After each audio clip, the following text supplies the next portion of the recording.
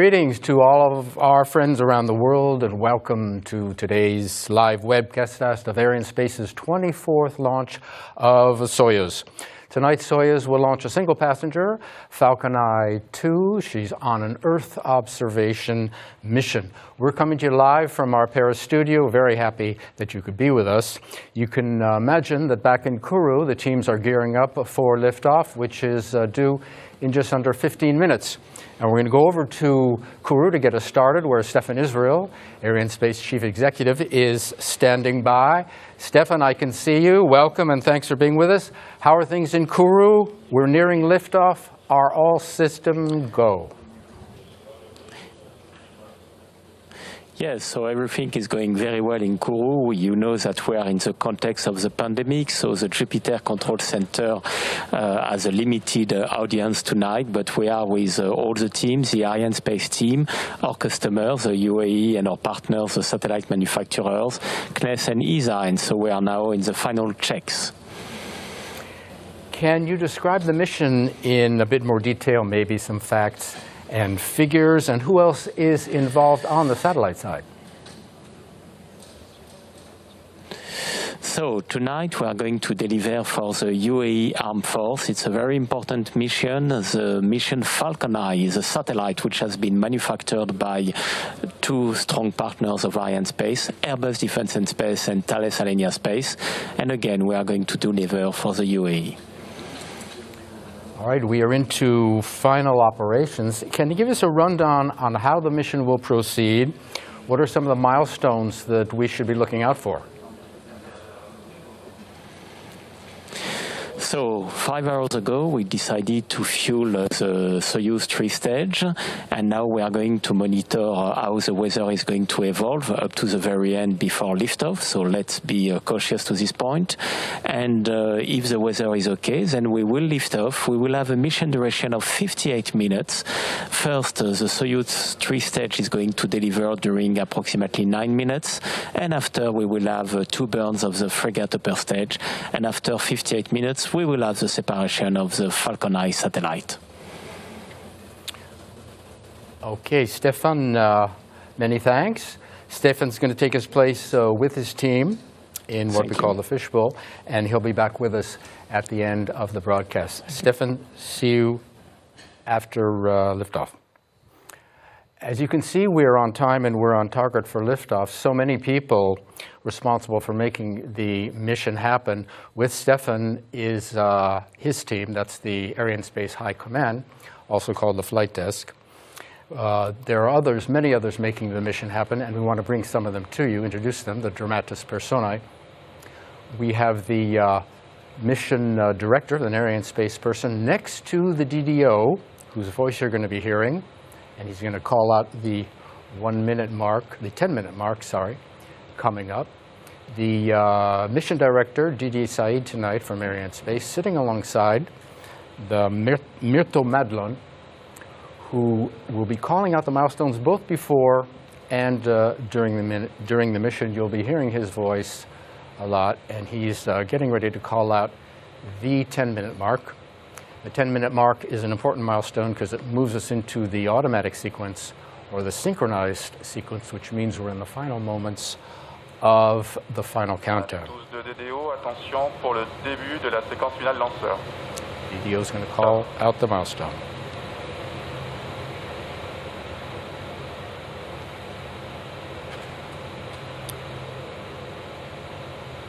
Okay, we are in the final moments of the final countdown. What's happening, basically, power passing from the ground computers, which are controlling everything now, to the launcher, making her autonomous. And right on time, we want to welcome Romy Chevrier of ArianeSpace, who's Deputy Head of Mission Analysis at ArianeSpace. Welcome. Take a seat. I'll sit down with you. Tell us briefly what you do. Actually, our department is in charge of the trajectory design and separations and supervise the real-time telemetry monitoring. All right. We have a series of films for you tonight. Can you talk us through this first one? This is the mission. Yes.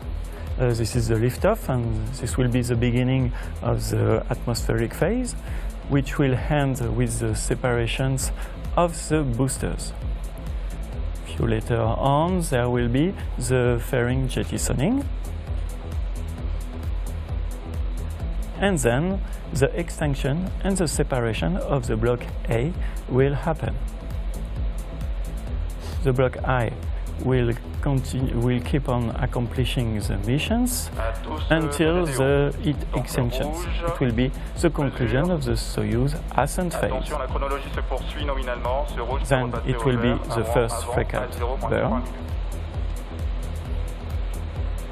After this burn, there will be a coasting phase, and during this coasting phase there will be a whole of telemetry of around 32 minutes. After that, there will be the second frigate burn in order to circularize the orbits and to reach the separation orbit.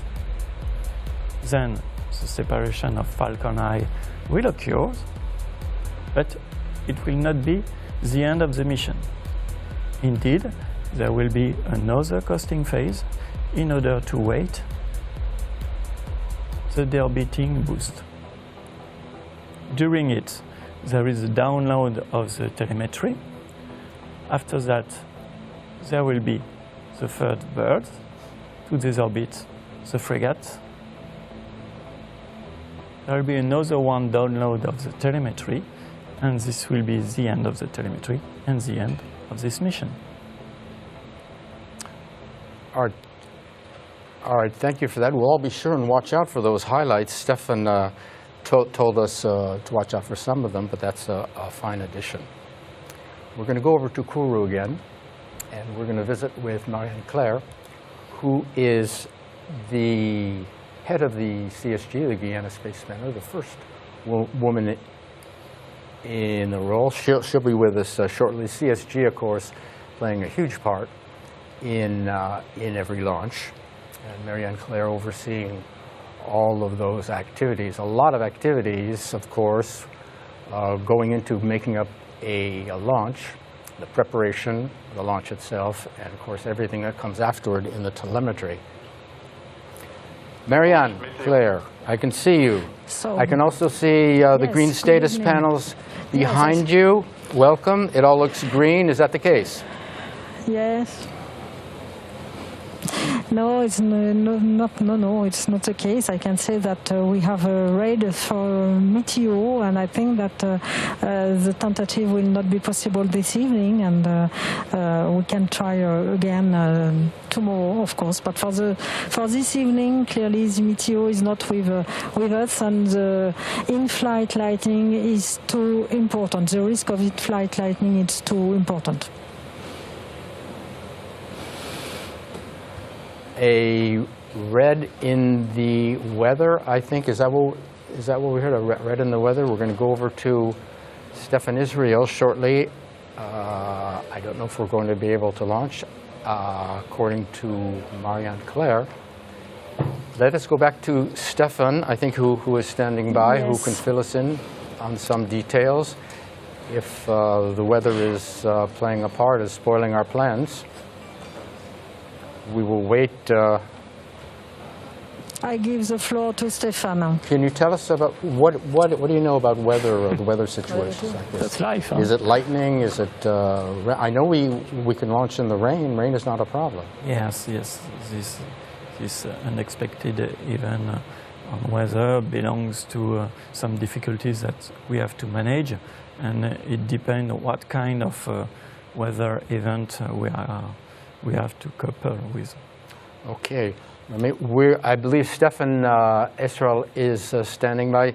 Stefan, what can you tell us about the situation? In-flight lightning.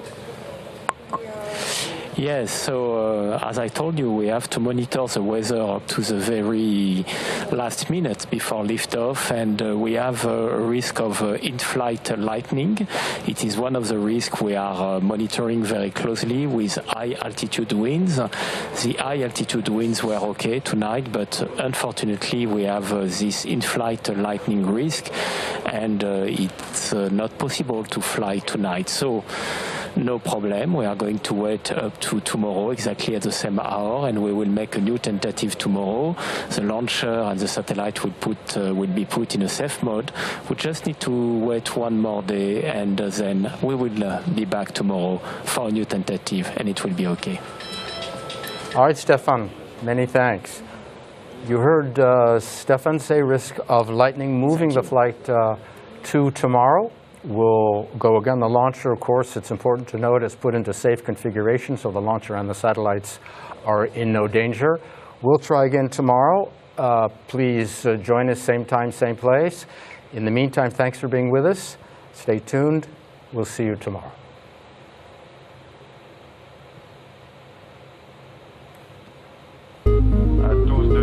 Arrêt du temps des comptes suite à la confirmation d'un rouge météo. Que tous les moyens restent activés pour une mise en configuration d'arrêt de la base de lancement.